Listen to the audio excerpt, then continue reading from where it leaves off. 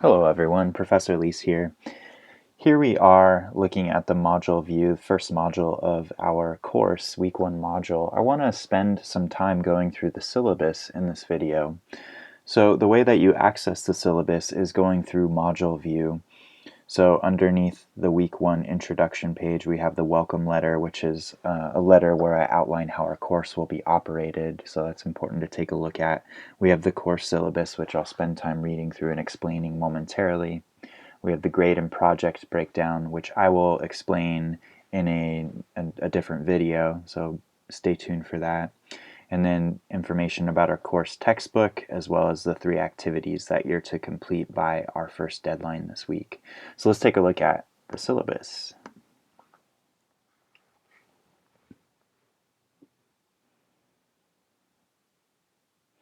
All right, English 100, freshman writing.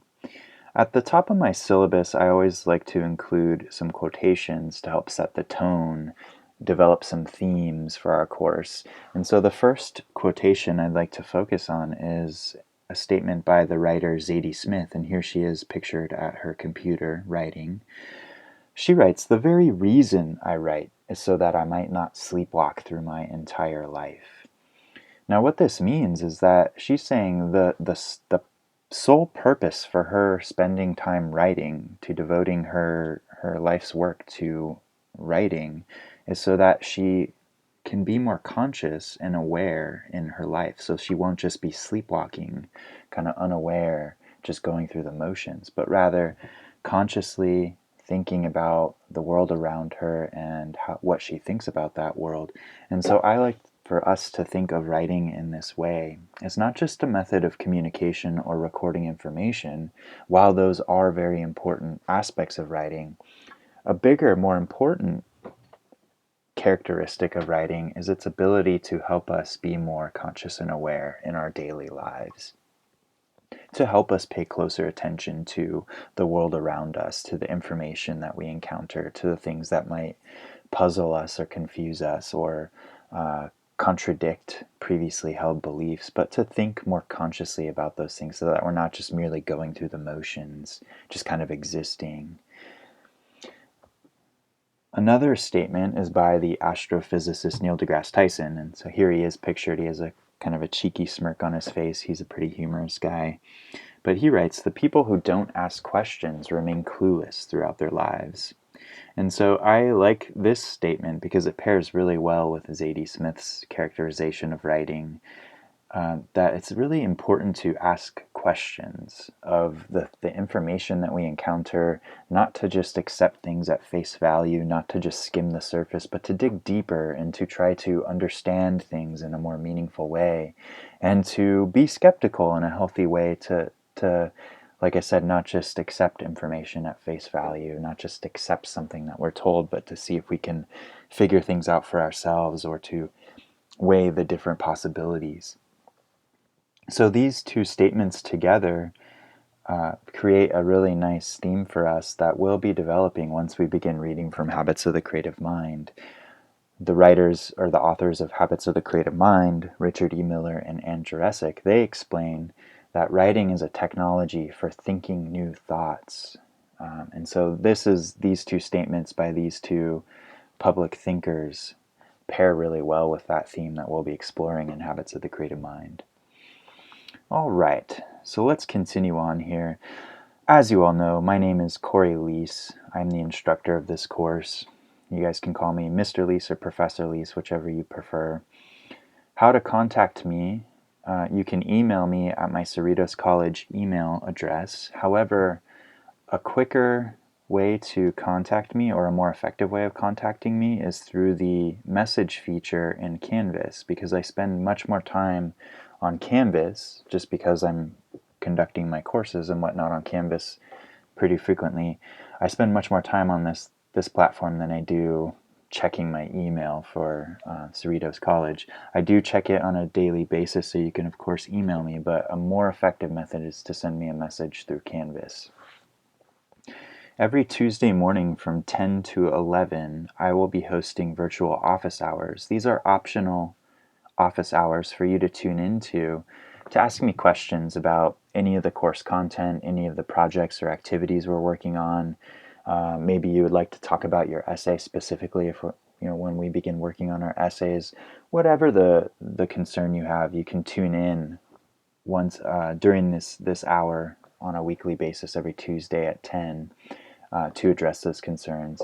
Additionally, if you'd like to set up an appointment, for example, if you can't meet during that time, but you'd still like to have a Zoom conference with me, we can go ahead and set one up. So that's another option for you. Course information. Of course, this is the spring 2021 semester. Our course is 15 weeks. That's why we had that kind of late start. English 100, our section numbers here. This is a 4-unit course. Here's the span of our 15-week course. Course meeting information. This course is taught entirely online in an asynchronous fashion, which means students do not need to meet or log into Canvas at a specific time during the week. Every Monday, a new module will be unlocked in Canvas, and it is the student's responsibility to complete the necessary readings, activities, and projects for each module by posted deadlines. Deadlines will be every Wednesday and Sunday by 11:59 p.m. Option asynchronous meetings, or the virtual office hours, will be held each week where students can interact with the professor, that's me, and fellow classmates to ask questions and seek clarification on course material in real time. Students are encouraged to download the Canvas app to their mobile devices for added ease of communication. So if you don't already have the Canvas app on your mobile device, I highly encourage you to download it. It's a free app, and that'll just make things a little bit easier for you to check new announcements or messages, or if you needed to look at the module to see what your responsibilities for a given week are. It's just an added method of communicating and checking in with our course and your other classes, of course. Course materials. So we'll need our course textbook, and I'll talk a little bit about that momentarily. So that is material number 1. We definitely need that course textbook. We'll begin using it at the start of the second week of our class. So that's coming up. We'll need an academic planner or calendar. So whether that's just in your phone or your computer, or if you have a physical planner that you jot things down in, just some sort of way to make note of deadlines, to keep track of different things that you need to, your responsibilities for your courses. Also to just schedule your week. I know we're all contending with a lot of different responsibilities. We have work, we have other classes, we have family responsibilities. All these competing things. So this is a way for you to keep track of that. And studies show that students who take advantage of a planner, who actually use an academic planner of some sort, tend to do better all around, because it's not surprising, they're more organized, right? Of course, we'll need regular access to a computer with a reliable internet connection, because this is an online course, of course, so you can't take an online class without access to the internet. And then finally, the most important course materials are an open mind, a positive attitude, and a willingness to learn. It's really important that we're approaching new ideas, complex ideas, with an open mind, receptive to learning from them, approaching them with a positive attitude, and having that willingness to learn, embracing these ideas. It's going to make for a much more rewarding experience in college for you. If we're reluctant or resistant, it's just not going to be a very enjoyable experience at all. Course text, of course, the course text. So our textbook is called Habits of the Creative Mind, and it's written by Richard E. Miller and Ann Jurecic, and we are working with the second edition of this book. It's really important that you have the second edition. The first edition is much different than the second edition, so we need that second edition because the content has changed over those two editions. Here's the ISBN that you can use to track that book down, and you can get the book either in print form or electronic form. That's up to you, whichever you prefer. It'll probably be much quicker to get it electronically, because you would just purchase or rent the book, and then they send you the electronic information to access it. But you could also get the print version of it. Course description. This course guides students through the writing process to develop expository prose with an emphasis on effective organization and on correctness. It meets transfer requirements at four-year institutions. So in other words, English 100 is a course designed to prepare you for college writing, to give you the know-how to help you confront the different writing challenges that you'll be faced with in college. So this is kind of the groundwork for that. Student learning outcomes. I'll skip over this, but just to summarize it, these are the things that by the end of the course you will be able to do, or you should be able to do if you satisfactorily fulfill the requirements of the course. Course values and objectives. So let me go ahead and read this. This course values the importance of reading and writing in our lives. It understands that for a person to be critically engaged with their community and the world at large, they should be able to read and write well. It understands that power is granted to those who possess knowledge and the ability to think critically, and that education is a viable and important avenue for a person to take in order to improve the conditions of their life. This course also values curiosity, the potential for learning presented by confusion and failure, and the importance of deep learning and understanding over the simple memorization of facts and information in order to collect points for a grade. In other words, this course emphasizes the importance of education, but also the ability to read and write well, and how those things are necessary, or one of the necessary ways that a person can improve the quality of their life overall. And so that's what our course values and objectives are, to achieve those things.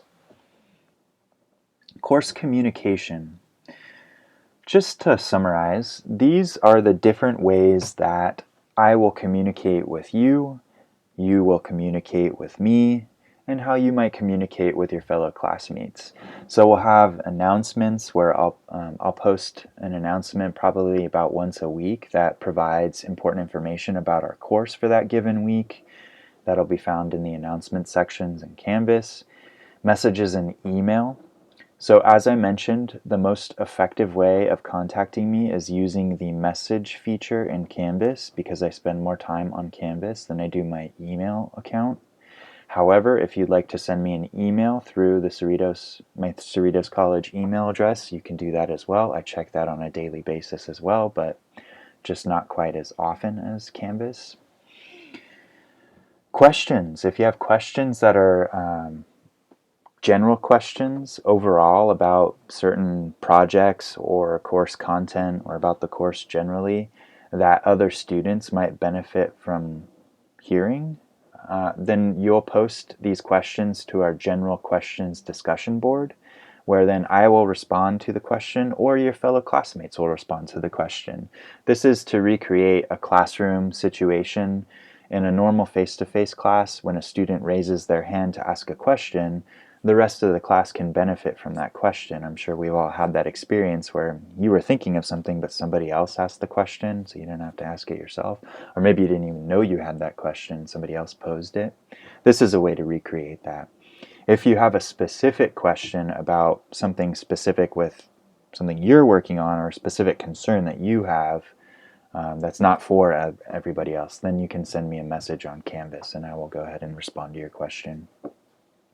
Discussion boards. We'll have discussion boards on a regular basis where we'll post responses about certain course content, or we'll conduct activities if we're working on our essays, things that you'll post and the rest of the class can comment on it.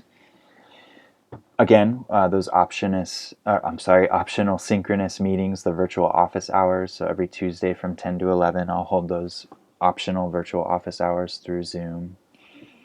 And then feedback and responses. So this is just to let you know when you can expect a reply to a message you send me. If it's Monday through Thursday between the hours of 9 and 5, generally you can expect a response within that time frame, usually within an hour or two, or maybe a little later that day.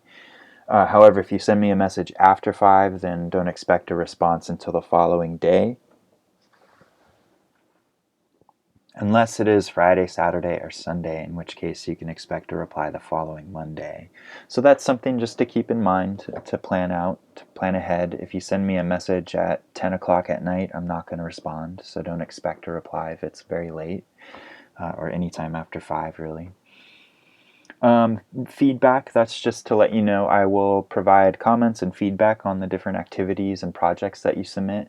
If it's something that's smaller, you can expect my assessments pretty quickly, but if it's something like an essay draft, it takes me a little bit more time to get through that, so don't expect feedback right away on those longer things. Participation. Participation in an online course is just as important as it is in a face-to-face course. Even though our class is asynchronous, it is important that each student maintains a consistent level of participation each week if they wish to succeed in the course. Students are expected to log into Canvas multiple times a week, at least once daily, Monday through Friday. They're expected to engage in our weekly discussion boards, composing their responses thoughtfully and thoroughly, and they are expected to complete projects and activities thoroughly and submit them on time.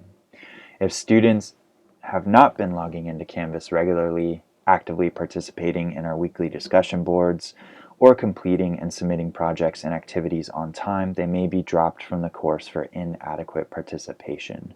So this is something to keep in mind. It should be very apparent to me that you are actively engaged with our course. You're logging into Canvas on a regular basis. You're submitting your work on time.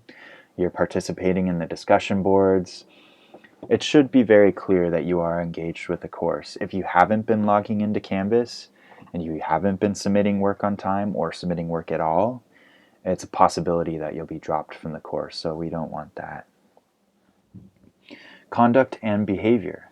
Just as in a face-to-face classroom environment, students are expected to treat one another with dignity and respect. Because we are all members of the same learning community, we are expected to respect the opinions of our peers even if we may disagree with them. Disrespectful behavior of any kind will not be tolerated. Remember, constructive criticism is different from rudeness. Our goal as a learning community is to cultivate a culture of success, meaning we are enthusiastic about learning, engaged in our course material, and kind to one another. Students are also expected to behave with decorum in their online discussion posts and interactions with me and fellow students. Inappropriate language, images, and/or links to inappropriate content will not be tolerated. Please review this short document on netiquette, respectful and appropriate behavior for online courses. So this will take you to a web page that it breaks down the etiquette for an online course. And then they just call it netiquette as a kind of a snappy name there, like the internet, etiquette combined, netiquette. So I'm willing to bet most of you have been familiarized with online education at this point, but if you're still not sure, that's something to check out. Bottom line, be kind to one another, be decent. I expect that shouldn't be an issue, but projects and activities. I'm actually going to end this video now so that just so I can break it up a little bit. So stay tuned for part 2 of this video where I'll continue on with the syllabus.